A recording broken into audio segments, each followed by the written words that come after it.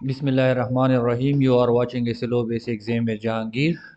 Mathematics class 9, unit matrices and determinants, exercise 1.3, theory.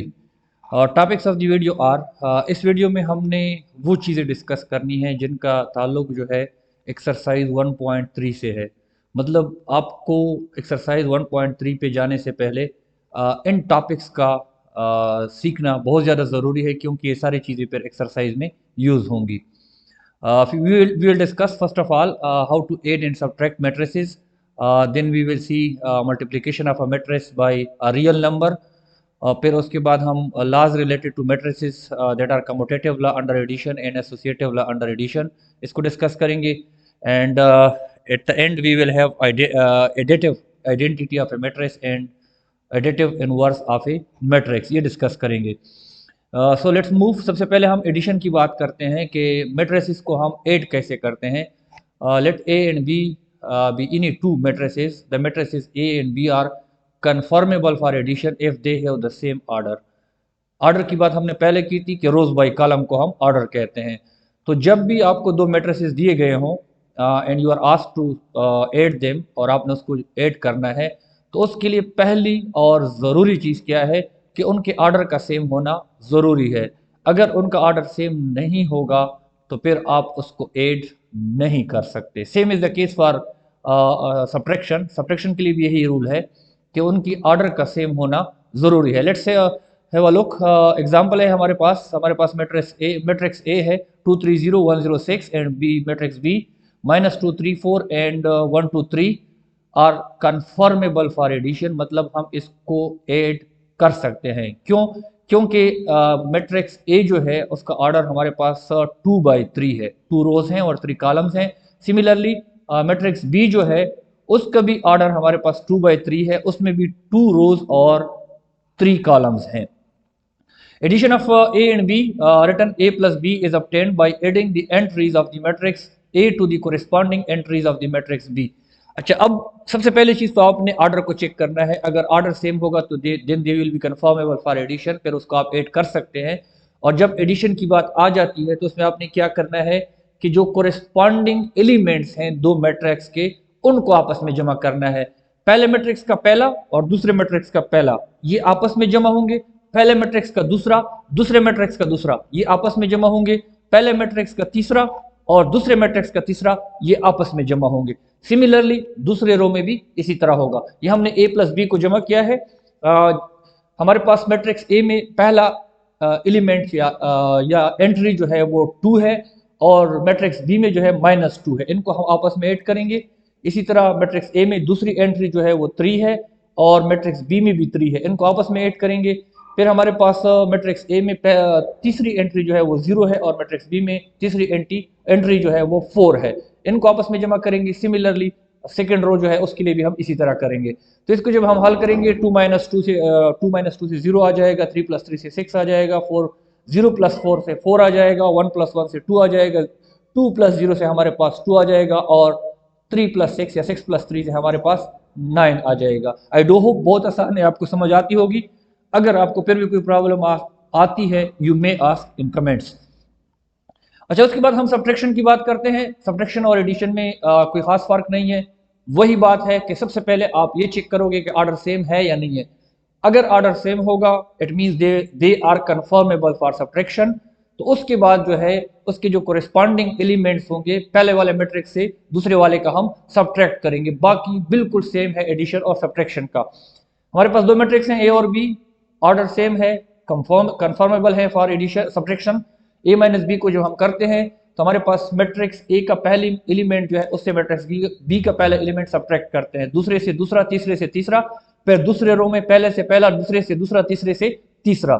आप देख सकते हैं 2 - 0, 3 - 2, 4 - 2, 1 -1, क्योंकि उसमें उधर -1 है, और 5 - 4 और 0 - 3। इनको जब आप हल करेंगे 2 - 0 से 2 आता है, 3 - 2 से 1 आता है, 4 - 2 से 2 आता है, और 1 minus into minus minus minus आपस में प्लस हो जाएंगे, तो 1 + 1 हो जाएगा, जिससे हमारे पास 2 आएगा।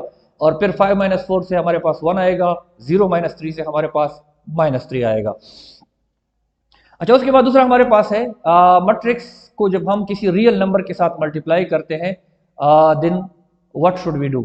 इसके लिए हमारे पास तरीका क्या है कि आप मिसाल के तौर पर हमारे पास एक मैट्रिक्स है ए, उसकी वैल्यूज 1 - 1 - 1 4, 2 - 1 0 - 1 3 2, और आप उसको किसी रियल नंबर के जिसकी वैल्यू जो है -2 है उससे मल्टीप्लाई करना चाहते हैं। तो उससे इसको जब हम लिखते हैं के ए, ए मैट्रिक्स का नाम है, के जो है वो रियल नंबर है, उसको बराबर है हमारे पास, हम वैल्यू पुट करते हैं के की वैल्यू -2 है, तो हम कहते हैं -2 multiply by A which is equal to -2 multiply by जो आपका मैट्रिक्स है। अच्छा, जब ये लिखोगे तो उसमें आपने क्या करना है, जो रियल नंबर है जिससे आप मैट्रिक्स को मल्टीप्लाई करेंगे उसको आप हर एक एंट्री के साथ मल्टीप्लाई करोगे, हर एक एंट्री के साथ इंडिविजुअली मल्टीप्लाई करोगे। अब मैट्रिक्स में हम देख सकते हैं हमारे पास -2 है, उसको -2 को पहले 1 से मल्टीप्लाई किया गया है, फिर -2 को -2 से मल्टीप्लाई किया गया है, -2 को 4 से मल्टीप्लाई किया गया है, -2 को 2 से मल्टीप्लाई किया गया है, -2 को -1 से मल्टीप्लाई किया गया है, -2 को 0 से मल्टीप्लाई किया गया है। इसी तरह -2 को -1 से, -2 को 3 से और -2 को 2 से मल्टीप्लाई किया गया है। तो ये हमारे आपके आपके राइट साइड पे आप स्क्रीन पे देख सकते हैं, सबको अलग अलग जो है वो मल्टीप्लाई किया गया है। अच्छा, कीप इन माइंड कि जब भी आप इस तरह की मल्टीप्लिकेशन करते हो, इनक्लोज देम इन पेरेंथेसिस, उसको ब्रैकेट में बंद कर दिया करें। उसका फायदा क्या होगा कि अगर उसमें कोई नेगेटिव साइन इस्तेमाल होते हैं तो आप उसमें कंफ्यूज नहीं होंगे कि यहाँ पे ये क्या हो गया है। तो हमारे पास -2 मल्टीप्लाई 1 से -2 आता है, -2 मल्टीप्लाई बाई, अब यहाँ पे बात आ गई, -2 मल्टीप्लाई बाई -1। अब अगर आपने ब्रैकेट में बंद ना किया होता तो इसकी बहुत चांसेस हैं कि आप कंफ्यूज हो जाते कि ये -2 -1 है तो ये -3 आ जाएगा। Actually this is not addition और सब्ट्रैक्शन, दिस इज मल्टीप्लिकेशन। तो -2 और -1 को जब हम मल्टीप्लाई करते हैं, माइनस माइनस प्लस हो जाता है और 2 1s आर 2। इसी तरह -2 मल्टीप्लाई बाई 4 से हमारे पास -8 आता है, -2 मल्टीप्लाई बाई 2 से -4 आता है। -2 और -1 को मल्टीप्लाई करो, माइनस माइनस प्लस हो जाएगा जिससे हमारे पास 2 आएगा। और -2 मल्टीप्लाई बाई 0, 0 को किसी भी चीज़ से मल्टीप्लाई कर दो वो 0 बना देता है, तो उससे हमारे पास 0 आ जाएगा। उसके बाद -2 मल्टीप्लाई बाई 1 से माइनस माइनस प्लस हो जाएंगे, 2 आएगा। -2 मल्टीप्लाई बाई 3 से -6 आ जाएगा। -2 मल्टीप्लाई बाई 2 से हमारे पास -4 आ जाएगा। अच्छा, अगर जब हमारे पास स्केलर मैट्रिक्स होता है तो उसमें जब रियल नंबर से हम मल्टीप्लाई करते हैं तो उसका ऑर्डर जो है वो चेंज नहीं होता है, ऑर्डर तो वही रहेगा, क्योंकि आप हर एक जो एंट्री है उसकी वैल्यू बढ़ा या घटा रहे हो, उसमें एंट्रियां और नहीं डाल रहे हो, एंट्रियां चेंज नहीं हो रही, सिर्फ एंट्रियों की वैल्यूज चेंज हो रही है।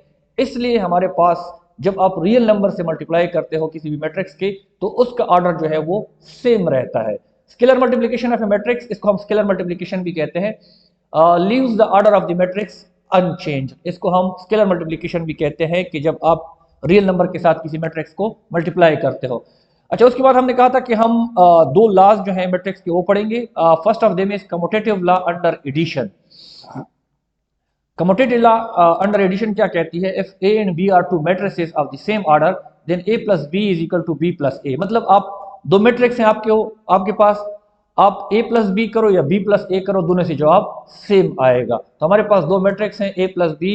इस एग्जांपल में आप देख सकते हैं हमने पहले ए प्लस बी किया है जिससे हमारे पास जवाब आया है। एडिशन आपने अभी अभी ताज़ा सीख ली है तो आपको मेरे ख्याल में कोई प्रॉब्लम नहीं होगी, इसलिए मैं इसको ज़्यादा डिस्क्राइब नहीं कर रहा हूँ।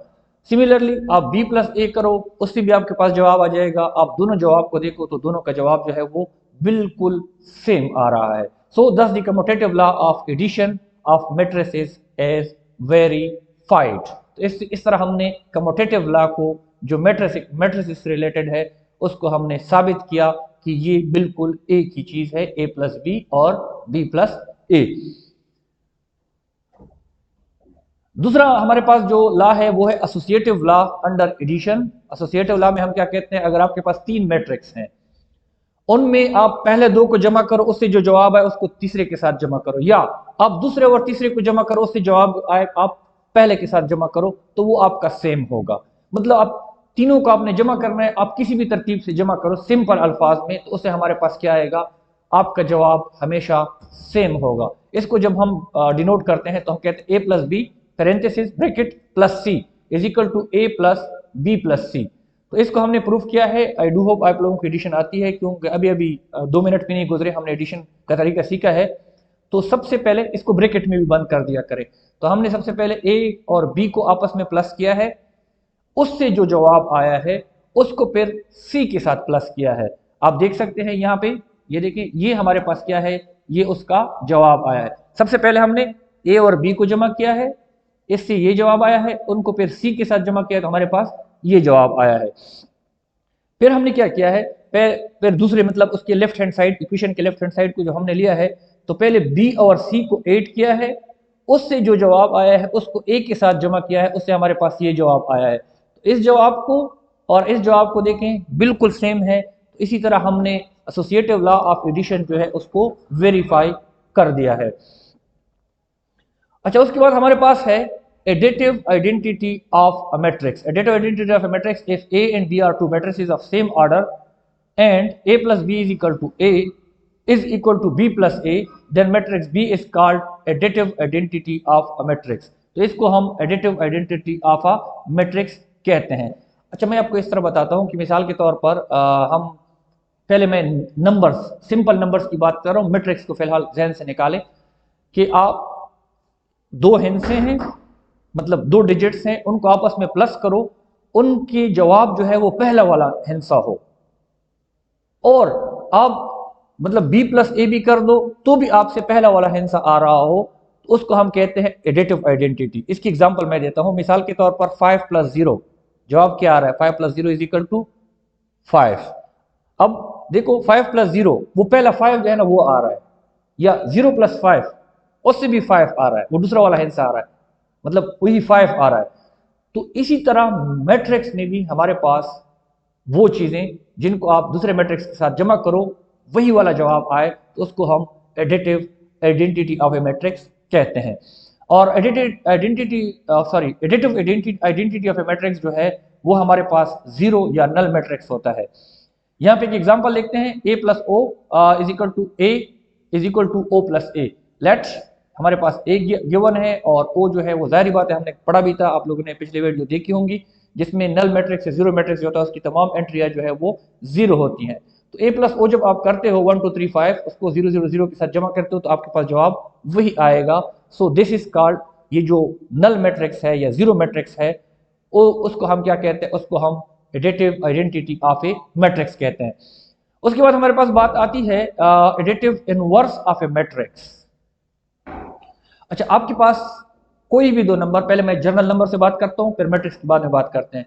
आपके पास दो नंबर हैं, उनको आप आपस में जमा करो और जवाब जीरो आए तो हम कहते हैं कि एडिटिव इनवर्स है। मिसाल के तौर पर 3 माइनस 3 प्लस माइनस 3, मतलब 3 और माइनस 3 को लो, उनको आपस में प्लस करो, जवाब क्या आएगा, जीरो, जीरो आएगा।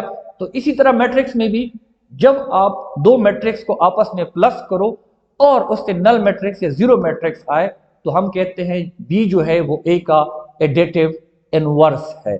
जिस तरह 3 का इनवर्स जो है -3 है, तो सिमिलरली हमारे पास मैट्रिक्स में भी ये चीजें होती हैं।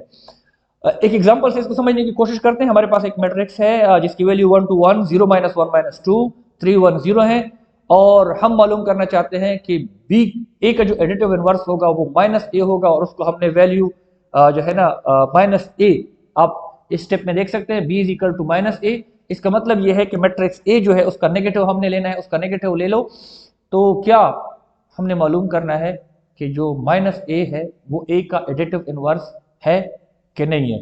हमने सबसे पहले किया -a मालूम किया, फिर हमने क्या कर दिया, a प्लस -a जो है ना वो b के बराबर कर दिया, तो a प्लस b कर दिया, इन दोनों को आपस में जमा कर दिया, और यहाँ पे आप देख सकते हैं कि हमारे पास नल मैट्रिक्स आया या जीरो आया। b प्लस ए जो है मतलब दूसरी तरफ से करो, उससे भी हमारे पास नल मैट्रिक्स या जीरो आया, तो हम कहते हैं कि a plus B is equal to zero and which is equal to b plus A, therefore a and b are additive inverse of each other. Thanks for watching, but don't forget to subscribe our channel and share with others for their educational help. मिलते हैं next video में, अपना ख्याल रखिएगा, अल्लाह हाफिज।